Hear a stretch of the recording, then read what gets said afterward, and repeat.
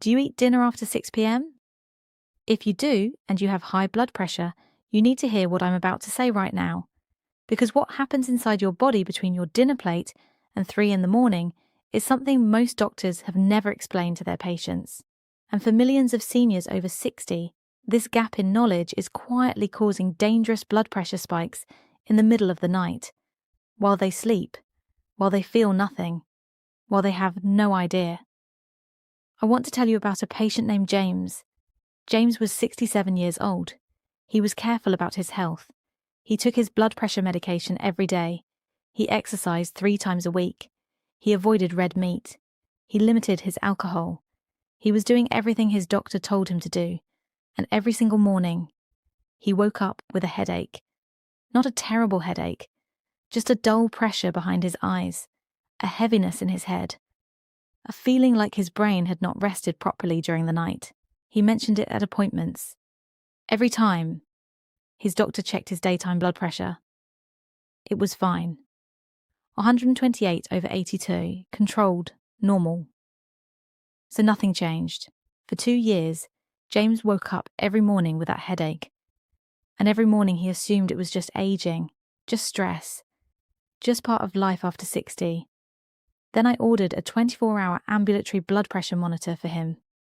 This device measures blood pressure automatically every 30 minutes, day and night, while the patient goes about their normal life.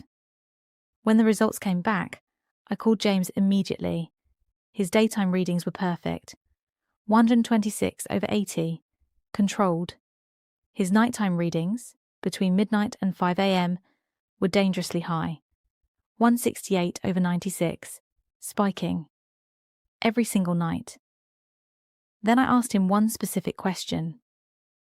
What do you eat for dinner? He said, usually soup, sometimes crackers and cheese, sometimes canned vegetables with pasta. I knew immediately. That was it. That was the answer to 2 years of morning headaches.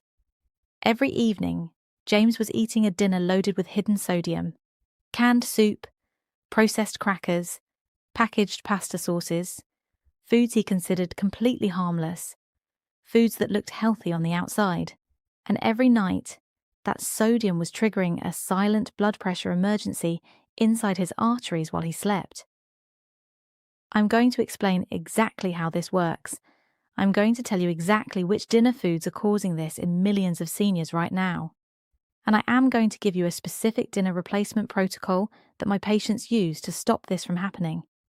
But first, I need you to understand something that most cardiologists never take the time to explain.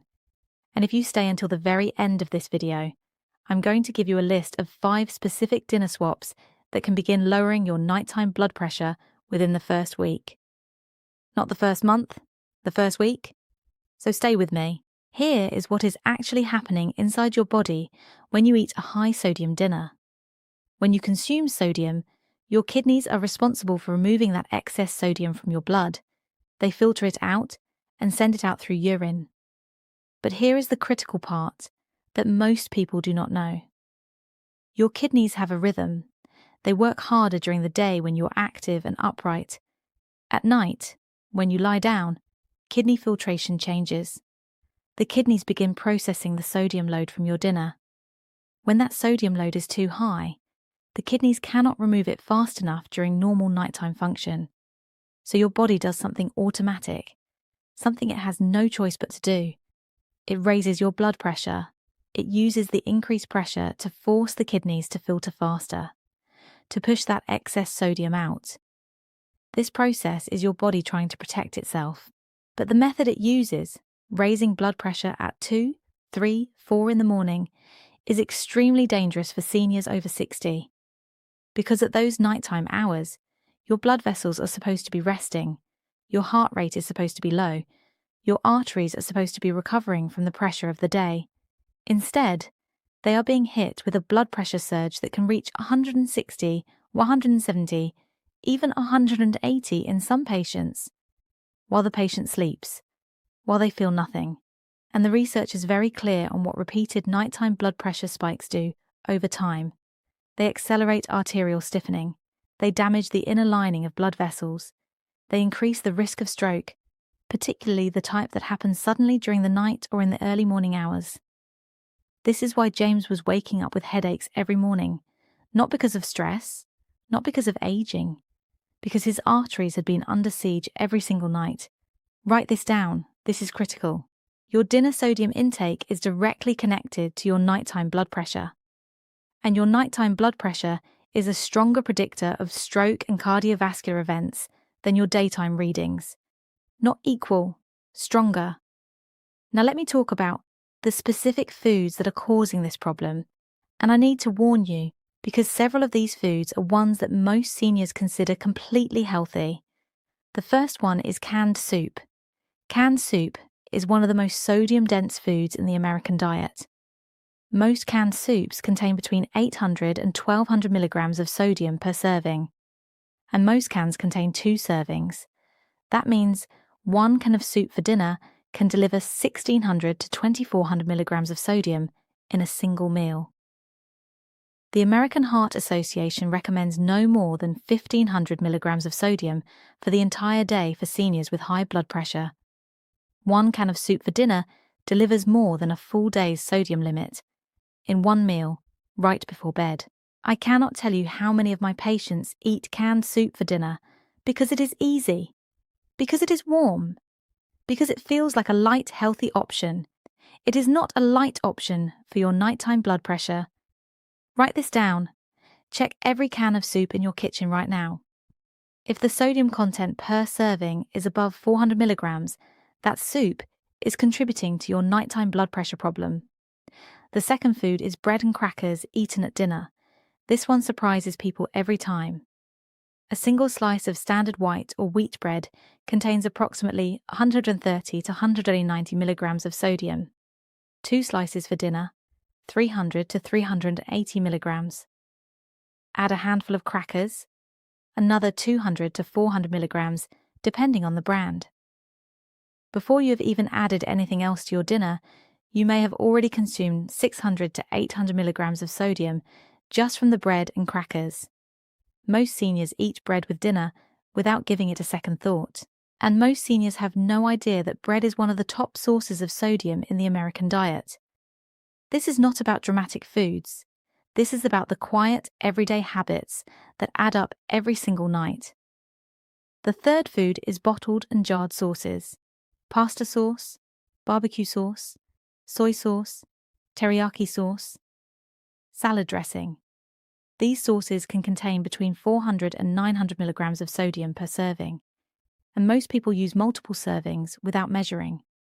A dinner of pasta with bottled tomato sauce, something that sounds perfectly reasonable, can easily deliver 1000 to 1500 milligrams of sodium in one meal. Combined with bread on the side, you're looking at 1500 to 2000 milligrams of sodium consumed in one evening. And then you lie down, and your kidneys begin their nighttime struggle, and your blood pressure begins its nighttime climb. The fourth food, and this is the one that shocks people the most, is frozen meals marketed specifically as healthy or low-calorie options. Diet frozen meals, reduced calorie frozen dinners. Many of these products contain between 600 and 1100 milligrams of sodium per meal, despite advertising themselves as healthy choices. The manufacturers reduce calories and fat, but sodium is what makes food taste good when fat and calories are removed, so sodium levels stay high. Millions of seniors eat these meals for dinner precisely because they are trying to be healthy. And the sodium in those healthy-looking packages is quietly destroying their nighttime blood pressure every single evening. Write this down. Low calorie does not mean low sodium. Read the sodium line, not the calorie line, on every package. Now let me talk about what to eat instead. The first swap is homemade soup with low sodium broth. You do not need to be a chef. You need a pot, some vegetables, chicken, or beans, and a carton of low-sodium broth, which typically contains 140 milligrams of sodium or less per cup compared to 800 or more in regular broth. Chop some carrots, celery, and onion. Add low-sodium broth. Add whatever protein you have. Cook for 20 minutes. Season with herbs and lemon juice instead of salt. That soup delivers warmth, comfort, and satisfaction, with a fraction of the sodium of any canned version. The second swap is potassium-rich dinner foods. This is the part most doctors skip when talking about sodium. Potassium is sodium's natural opponent inside your body. When potassium levels are adequate, your kidneys excrete sodium more efficiently. Your blood vessels relax. Your nighttime blood pressure dips properly. The best potassium-rich dinner foods are sweet potatoes, spinach, white beans, salmon, avocado, and lentils. Adding one of these foods to your dinner every evening actively helps your body process the day's sodium load before you go to bed. Write this down. Potassium at dinner is your nighttime blood pressure's best friend. The third swap is replacing bottled sauces with fresh herbs and acid. Fresh lemon juice, fresh lime, apple cider vinegar, fresh garlic, fresh ginger, turmeric, rosemary, thyme. These ingredients add enormous flavour to food with zero sodium, and several of them, particularly garlic and turmeric, have been shown in research to actively support cardiovascular health and reduce arterial inflammation. A piece of salmon with lemon juice, garlic, and fresh herbs contains almost no sodium and actively protects your arteries while you sleep. Compare that to the same salmon with a bottled teriyaki sauce, which could add 600 to 900 milligrams of sodium to an otherwise healthy meal. The fourth swap is choosing the right dinner timing. Research on sodium and nighttime blood pressure shows that the timing of your last sodium-heavy meal matters significantly. Eating a high-sodium dinner at 9 p.m. gives your kidneys only a few hours to process that sodium before your most vulnerable blood pressure window, between 2 and 5 a.m. Eating a lower-sodium dinner at 6 p.m. gives your kidneys more processing time before that window. The earlier and lighter your sodium intake at dinner, the lower your nighttime blood pressure spike. Try to finish your main dinner meal by 7 p.m. at the latest. If you need something after that, choose a small potassium-rich snack like a banana or a small handful of unsalted nuts. Now let me come back to James. After our conversation, James made 3 changes. He stopped eating canned soup for dinner. He replaced it with homemade vegetable soup made with low-sodium broth twice a week and baked salmon with lemon and herbs on other evenings. He stopped eating crackers with his dinner. He replaced them with sliced cucumber and carrot sticks, and he moved his dinner time from 8 p.m. to 6:30 p.m.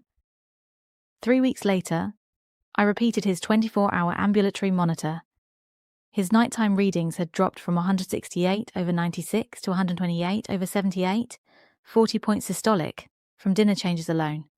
And his morning headaches, the ones he had lived with for 2 years, were completely gone. Same medication, same dose, different dinner.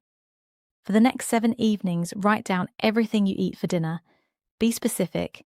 Every ingredient, every sauce, every piece of bread. Then look up the sodium content of each item. Add them up. If your dinner sodium total is regularly above 800 milligrams, you have found your nighttime blood pressure problem. 800 milligrams at dinner or less. That is the target. That number allows your kidneys to process sodium efficiently overnight, without needing to raise blood pressure to do it. Write that down. 800 milligrams at dinner, maximum. Your arteries do not rest when you do not let them rest. Every high-sodium dinner is a decision that plays out while you sleep, in your blood vessels, in your brain, in your heart. The good news is that dinner is one of the most controllable meals of the day. You're at home. You choose what you eat. You read the labels. You make the swap. Starting tonight. If this video helped you, please share it with one person you care about who has high blood pressure. Subscribe to Golden Healthy Years for honest health information made specifically for people over 60. Take care of your heart, take care of your nights, and take care of yourself.